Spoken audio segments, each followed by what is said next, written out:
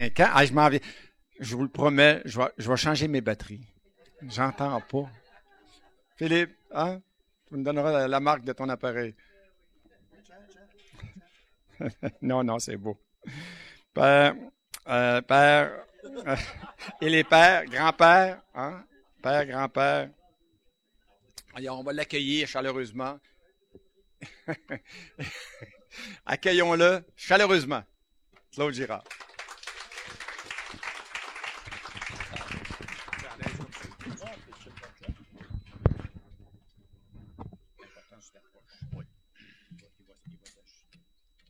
Ben, bonjour tout le monde. Je comprends pourquoi qu'André manquait ses pas. Il oublie. Bon, ben moi, je vais me présenter. Mon nom, c'est Claude, marié depuis 45 ans. Les hommes vont dire, « Hey, il est patient, ce gars-là, hein? » Ah, c'est plutôt le contraire. C'est elle qui a été patiente. Oui, allez-y. Oui, s'ils entendent, attendez-vous? Oui? OK. Je suis issu d'une famille catholique. Je suis le plus jeune, le plus vieux d'une famille d'un. Moi, je me chicanais pas avec mes frères ni mes sœurs.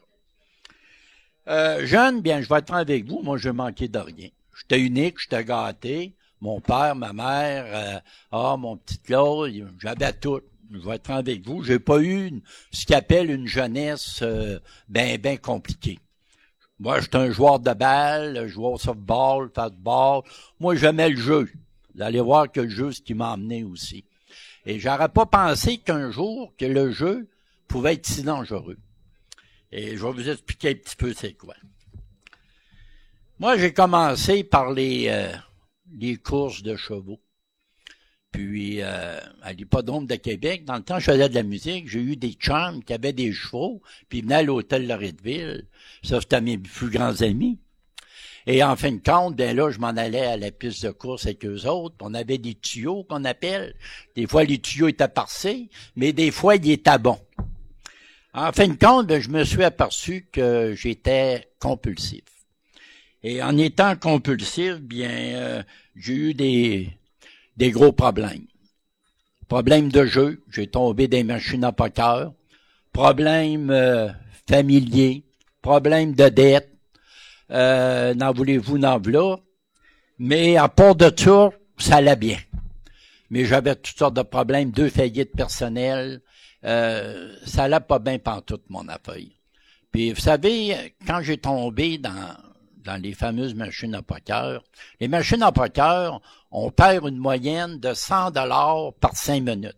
C'est pas long, là, quand on joue full pin. Mais si on gagne pas un petit coup de temps en temps, là, ben, des 100 pièces, ça arrive assez vite. Vous allez dire, il était-tu millionnaire, ce gars-là? J'étais pas millionnaire pantoute. Mais par contre, quand je suis parti de l'université, j'ai eu une prime de départ de 36 000 $, si ma mémoire est bonne. Et j'ai tout passé des machines à poker. Ça, par-dessus ça, j'allais dans une compagnie de finance. J'ai été m'endetter là-dedans d'une 50aine de mille. Ben, 2 faillites, ben, ça arrêtait pas. Bien, dans le fond, vous pouvez voir que ma vie était vraiment là.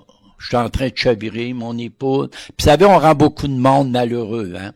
Parce que j'ai toujours dit que la codépendance est plus malheureuse que la dépendance. Parce que elle, dans le fond, elle me voyait aller, là. Elle voyait comment j'étais. Puis, elle voulait m'aider. Elle a toujours voulu m'aider.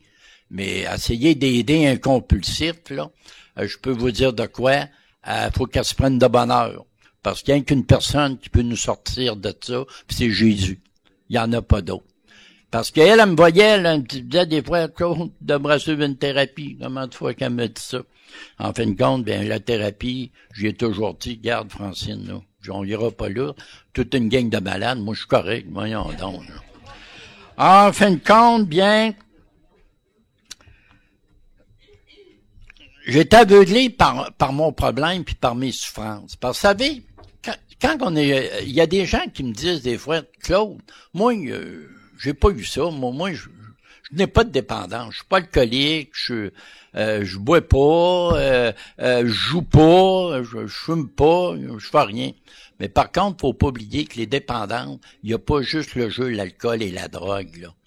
Peut être les dépendances, pornographie par Internet, jalousie, problème de couple, n'en voulez-vous, n'en voilà. J'en avais pas mal là-dedans, moi, là. Je pouvais dire que je me suis gâté là-dedans, mais par contre, j'avais l'air d'une personne heureuse, mais dans le fond, j'étais le gars le plus souffrant qu'il n'y avait pas. Puis c'était de voir, ben je le voyais pas, mais ma famille, ils disent toujours que tu touches 20 personnes alentour de toi. Ben moi, c'était mon épouse, c'était mes enfants. Je suis en train de briser ma vie complètement à cause de ce fameux jeu-là. En fin de compte, comment que j'ai pris ça, ce bas fond-là? Je ne comprenais pas. C'était quoi prendre le bas fond? Prendre le bas fond, je disais, Seigneur, j'ai fait 2 faillites personnelles. J'ai tout perdu mon char. Rien que ma femme, j'ai pas perdu. Mais j'ai tout perdu à balance. Comment ça? Ça prend quoi pour prendre le bas fond? Je comprenais pas. Mais par contre, je vais vous l'expliquer comment je l'ai pris. Puis moi, je suis assez mêlé là-dedans. Là, j'ai venu encore plus mêlé, je pense. À un moment donné, j'appelle à un agent de crédit, puis moi, j'étais un batteur, comme mon ami André disait, pas un batteur de femmes, je l'avais pas, ce problème-là. Mais par contre, j'étais un bon joueur de violon. Ça, pour jouer du violon, parce que vous savez, nous autres, on est des bons manipulateurs, des menteurs, puis on devient des voleurs. Excusez le mot, mais ça devient de même. Pourquoi qu'on devient du monde voleur? C'est pour combler notre dépendance. Ça coûte cher jouer. Je peux vous dire ça. Ça coûte cher prendre de la drogue, prendre de la boisson. Ben, on manipule. Puis un bon truc, si vous voulez pas vous faire manipuler par des gars comme moi, ben puis aujourd'hui, là je vous manipulerai pas. Mais si vous voulez pas vous faire manipuler, j'osez pas avec eux autres. Plus tu vas jaser avec, plus tu vas embarquer dans le trouble. Parce qu'il va réussir à aller te chercher. Ça, c'est définitif. Puis tant aussi longtemps qu'on manipule, ben c'était mes amis. La journée que j'arrêtais, que la personne voulait plus se faire manipuler, là, c'était plus mon ami. Voyez-vous comment est-ce qu'on fonctionne. En fin de compte, je m'en vais d'une compagnie de finances, puis pour emprunter 5000 $, et je commence à leur compter que ma mère était décédée. Ah, c'était pas drôle, là, vous m'auriez vu là. Je vous le dis, là, je l'ai fait ressusciter plus que Jésus-Christ a ressuscité. Elle était toujours morte. Parce que ça marchait. Chaque fois que je parlais de ça de ma mère, il me prêtait. Ben, je lâcherai pas le morceau. Tant aussi longtemps que ça marche, envoie par là. Là, j'ai ben oui, un mort, puis là, écoutez, il faut que je l'enterre, je peux pas le laisser de même. Ben, voyons, ça n'a pas de bon sens, on va vous aider, monsieur. En fin de compte, bien, il me prêtait 5000 $. Ça, c'est la dernière emprunt que j'ai faite. Il me prête 5000. Le lundi, je pars avec le 5000 $, je vais tout de suite à la caisse, je vais changer ça. Et en fin de compte, le mercredi, il me restait 225 pièces dans mes poches. Là, j'avais tout passé ça dans ma machine à poker. Là, j'arrive chez moi. Là, j'étais découragé, ben raide. J'ai dit, ça n'a pas de bon sens, j'ai tout parti ça. Puis là, tout d'un coup, mon épouse était là. Elle dit, mon chéri. Non, elle n'a pas dit mon chéri. Elle dit, Claude, viens ici un peu. Je lui ai dit quoi? Elle dit là, le Seigneur m'a mis de quoi à cœur. J'ai dit, ouais. J'ai dit quoi? Elle dit, j'ai décidé de te remettre le livre de banque et tu vas faire le budget. Ah ouais? Elle dit, tu vas tout administrer. Donnez ça à un joueur compulsif, vous allez voir qu'on a des bons administrateurs. Ben, c'est une très bonne idée. J'aurais jamais pensé qu'il y aurait eu une bonne idée de même. Mais par contre, elle m'a tellement mêlé. Là, j'ai venu mêler. Là, j'étais encore plus mêlé que j'étais avant. J'ai dit, comment ça qu'elle me donne le livre de banque? Pourtant, mon épouse est une très bonne administrateur. Pour administrer, là, elle est 100 fois meilleure que moi. Puis elle me donne ça.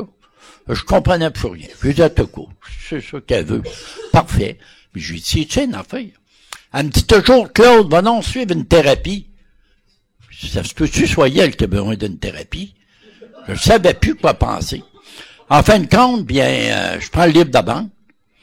Et le lendemain, je m'en vais, ne me demandez pas, encore des machines à poker. Et là, bien, j'ai été vidé le livre de banque. Là, j'avais plus rien, là.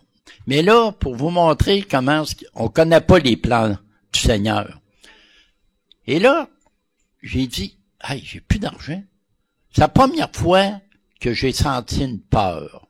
La peur, j'ai dit en moi-même, comment est-ce qu'elle va faire payer le loyer, l'épicerie, les ci, les ça. Même je n'étais pas ben bon là-dedans.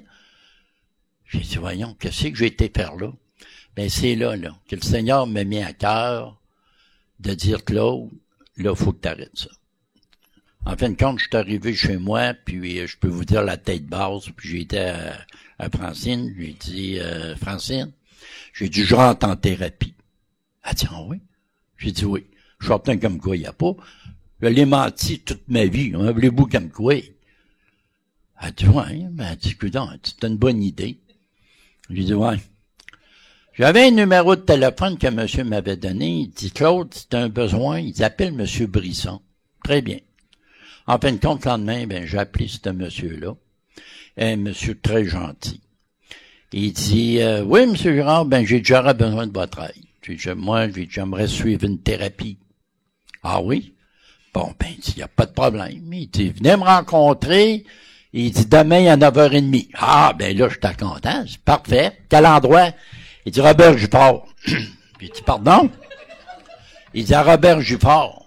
Ben, j'ai dit, voyons donc. C'est que vous me dites là, Robert Gifford. Ben oui, il dit, c'est là, il dit, qui est mon bureau. Hey, non. Je vois pas là, là. Je dis, moi-même, ils me mettent la camisole de force. Je sors plus de là. C'est impossible. En fin de compte, toute la nuit, je peux vous dire, j'ai pas bien dormi. Puis là, l'ivresse mentale qu'on appelle, là, ben, elle revenait, l'ivresse mentale. Parce que là, je me disais, me posais bien des questions. Je devrais-tu aller là? Je devrais-tu pas y aller? Et en fin de compte, le lendemain, bien, le Seigneur m'a envoyé là. C'est la plus belle chose que j'ai pu avoir faite parce que j'ai rentré là, puis j'ai suivi une thérapie. Puis ça a très bien été. Moi, en tout cas, je remercie le Seigneur de cette thérapie-là parce que je m'en suis sorti avec ça. Et même après ma thérapie, j'ai été intervenant pendant 4 ans dans une maison de thérapie, enseigner les 12 étapes, enrichi des versets bibliques. Ben, j'étais bien content. Puis quand j'ai sorti de thérapie, ben la chose que je me suis dit, ben maintenant, ce qui est important, c'est pas ce que j'ai été avant, c'est ce que je suis devenu maintenant. Puis j'avais sorti 2 versets dans la parole de Dieu, je vais vous lire. Pourquoi que vous voyez que je prends des notes de même? Vous savez, envers mon âge, je me souviens pas tout le temps que si je mangeais pour dîner, ben il y a des fois je n'oublie. J'ai vu dans le verset, dans Hébreux 10, le verset 17. Je ne me souviendrai plus de leurs péchés ni de leurs fautes. Ah, ben j'ai dit, gardons ça. Le Seigneur oublie. Et dans Isaïe 43:2, c'est moi qui efface tes transgressions pour l'amour de moi, et je me souviendrai plus de leurs péchés ni de leur unité. Moi, ça m'a aidé. Parce que j'ai dit, le Seigneur me pardonne, il oublie, ben moi aussi, il faut que je pardonne. Puis c'est de même que mon processus a continué par après. Il m'a démontré là-dedans que croire en Dieu et connaître Dieu, bien qu'il y a une différence. Vous savez, tout le monde peut dire « je crois en Dieu », mais quand on le connaît, on s'approche de Dieu, on lui obéit et on fait sa volonté. Moi, là, je suis un entêté. Bon, c'est pour ça, peut-être que mon cheminement était plus long. Pas parce que Dieu voulait pas m'en sortir, c'est moi qui comprenais pas. Parce que faire la volonté, moi, c'était toujours faire ma volonté à moi. Moi, c'était toujours correct, c'est ce que je faisais. Puis je m'enfargeais partout.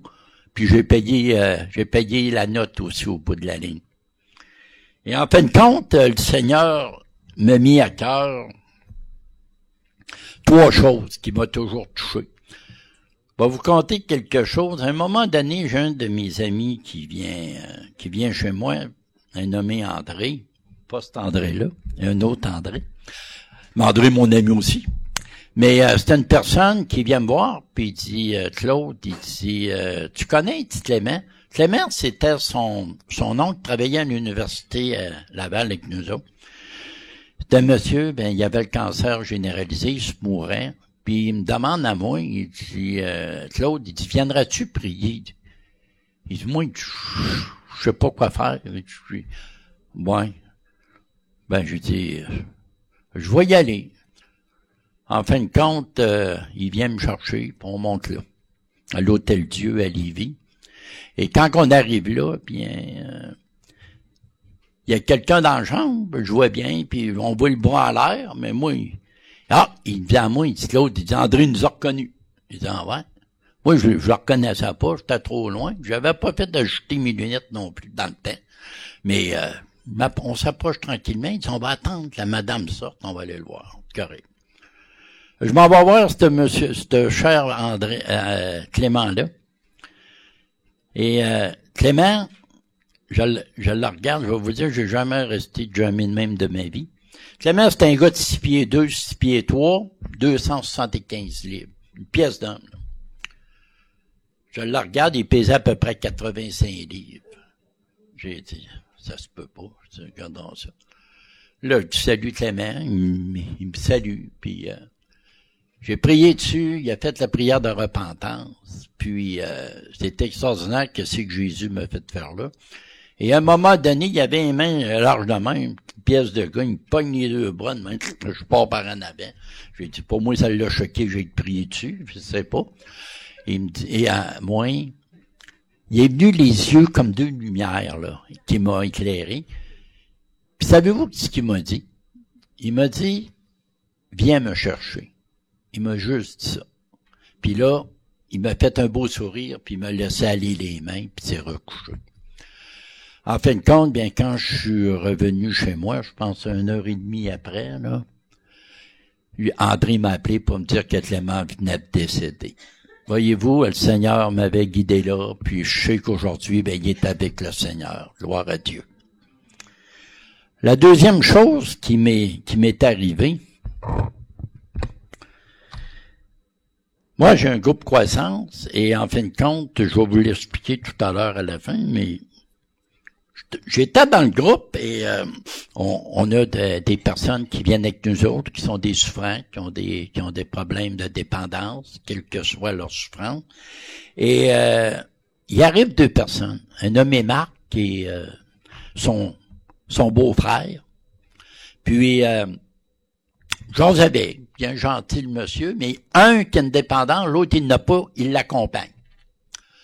En fin de compte, il vient le premier soir, le deuxième soir est là. Le troisième soir, j'avais un petit gilet, il était plus court, puis tout ça, puis il me regarde.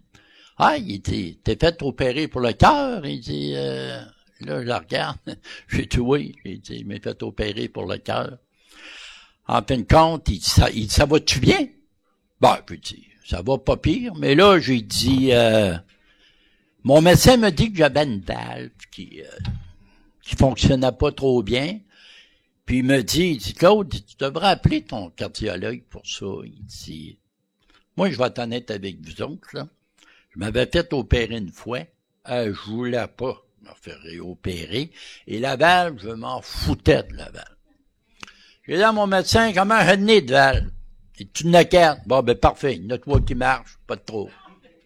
Même s'il m'en manque une. Pas bien grave. Moi, c'est de la façon que je le voyais. Lui, la personne, il me dit à moi, il dit, ouais, mais il dit, ça marche pas de même. Il dit, l'autre, non? Il dit, comment ça? Il dit, la valve, il dit, faut qu'elle soit échangée. Parce que c'est la grosseur $1, puis elle rapetite, le sang peut bloquer, il peut arriver bien des choses. Il dit, moi-même, il a l'air pas mal connaissant. Il dit, écoute bien, je vais te donner un rendez-vous. Ah là, tu vas me donner un rendez-vous. Il dit, oui. Il dit, attends un peu, il dit, je vais revenir. Il s'en va de l'autre bord, son beau-frère était là. Je dis à son beau-frère, il dit, ton beau-frère, ce qu'il fait dans la vie? Il dit, c'est un chirurgien cardiologue. Je dis, ouais. J'ai dit où? Il dit, à Laval. Je dis, voyons donc. C'est pour vous montrer comment que Jésus peut utiliser des personnes, puis la personne ne le sait pas.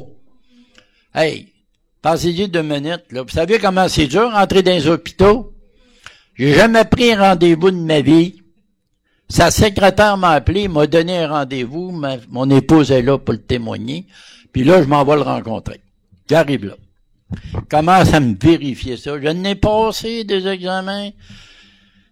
J'étais tanné de passer des examens. Je vais être honnête avec vous autres, là. Puis, à un moment donné, il me dit à moi, tu sais, Claude, là, il dit, il te reste 1 an et demi à vivre si tu te fais pas opérer. Ah, moi. À cette heure, ils nous le disent, hein, le temps qu'on a, puis comment est-ce qu'on est pris. Bon. Mais il dit, par contre, il dit là, on va te mettre une valve. Il y a 3 sortes de valves. Une électrique, là, comme, puis un autre, c'est l'agneau, puis l'autre, ben, c'est le porc. Moi, il me parlait de l'agneau, hein, doux comme un mouton, envoie donc par là, puis, ouais, mais il dit, par contre, ça peut être une valve de porc. En fin de compte, bien, je me suis ramassé avec ça, une valve de porc, ça, je dis à ma femme, va finir d'un enclos, je vous le dis. Là, il me dit à moi, il dit, savez, il dit, une valve, là, il dit, là, d'un coup changé, là, tu en as pour 25 ans minimum. Ma femme a dû opérer l'épaule. Non, c'est une farce. Non. Ah, pas dit ça après 45 ans, voyons donc, là. C'est impossible. Vous savez, on dit toujours l'épouse qui a bien souffert là-dedans, puis c'est vrai. Mais l'épouse, dans le fond, là, c'est pas l'homme qu'elle aime pas. C'est sa dépendance. C'est ça le problème.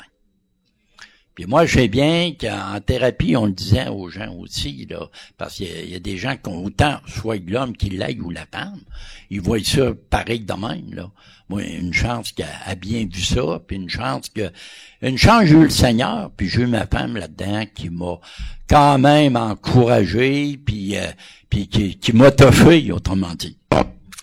Et la troisième des belles choses que le Seigneur m'a mis à cœur, bien, comme André vous parlait tout à l'heure un petit peu, j'ai parti le groupe Croissance. Le groupe Croissance est basé sur les 12 étapes des alcooliques anonymes, mais enrichi des versets bibliques. Parce que vous savez, c'est biblique, les 12 étapes. C'était faites par Billy Bob. Et ceux-là, dans mon livre que j'ai, il y a tous les versets bibliques qui correspondent avec l'étape. Dans les 12 étapes, vous avez toutes sortes de versets bibliques. C'est pour faire le lien, ce qu'on appelle. En fin de compte, ben moi, le Seigneur m'avait mis ça à cœur de partir ça pour venir en aide à des gens. Bon, en fin de compte, on a parti le groupe au Café Rencontre. On a eu la gentillesse de mon ami, le pasteur Michel Godin, qui est ici ce matin. Michel m'avait donné... lève-toi, Michel, j'aimerais ça que le monde te voie. Merci, Michel. Michel, il nous a donné la chance de partir Croissance. Il a cru à notre ministère. Et vous savez, ça fait 12 ans que le ministère existe, puis qu'on aide des gens, un bord et de l'autre, qu'on va même... Moi, je vais rencontrer des gens qui ont des problèmes, puis pour les aider. Et en fin de compte, on a nos groupes. On a un groupe le mardi aussi au Carrefour chrétien de la capitale et le jeudi soir au Café Rencontre. Aussi, bien, on a eu, il y a 2 groupes qui ont parti à tête pour le même. Puis, les personnes qui ont parti ça, c'est un pasteur d'Israélie qui nous les avait envoyés. Ils ont descendu à Québec. Ils ont venu voir notre groupe. Ils ont venu pendant 1 mois de temps. Puis, en fin de compte, bien, gloire à Dieu, ils ont parti le groupe à tête pour le même. On va les rencontrer de temps en temps, moi puis mon épouse, pour les encourager. Puis ça va bien. Bon, on est bien contents. Ben, on a toutes sortes de petites démarches qu'on prend un bord et de l'autre. On n'a pas de charte, nous autres, ces capelles, là. On n'a pas de reçu d'impôt. C'est du bénévolat qu'on fait. Puis, bien, c'est pour ça qu'avec le bénévolat, avec nos livres, bien, quand on a la chance que les gens nous encouragent avec ça, bien, ça nous paye au moins nos livres. Et aussi, il faut dire que dans le groupe, il peut y avoir des gens, des fois, qui se ramassent, qui ont moins d'argent. Vous savez, là, moi, quand j'étais au dans les machines à poker, là, t'aurais pas pu m'emprunter 5 piastres, là, et t'es en train de manger du beurre d'épinote, là. Bon, ben, qu'est-ce qui arrive? Si on voit que la personne est fiable, qu'elle vient, mettons, pendant un mois consécutif, ben, ça n'a pas d'argent, on va lui donner le livre. Ben, c'est ça, l'avantage que ça nous donne. Bien, c'est ça.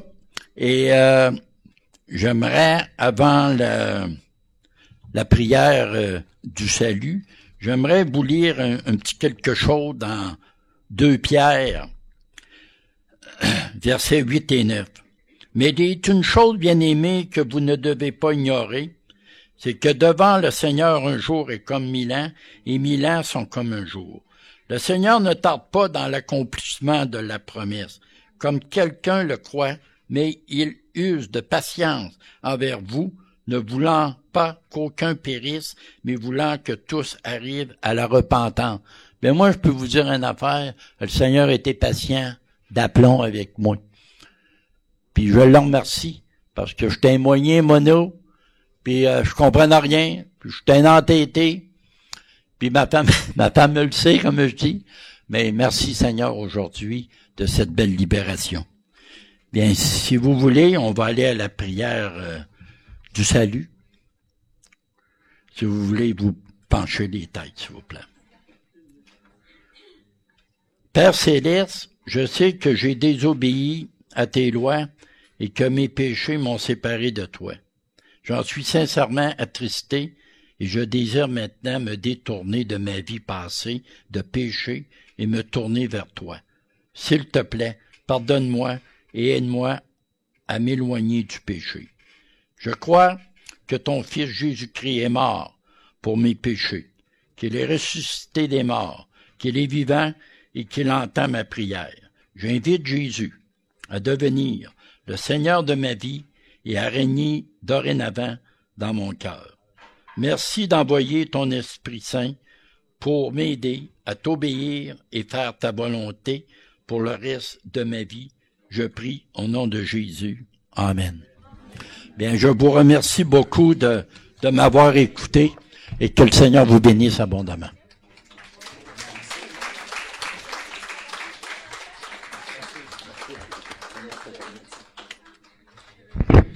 Merci, merci. Quand on parle d'un message du fond du cœur, tel qu'il était, tel qu'il est devenu, et par qui il est devenu.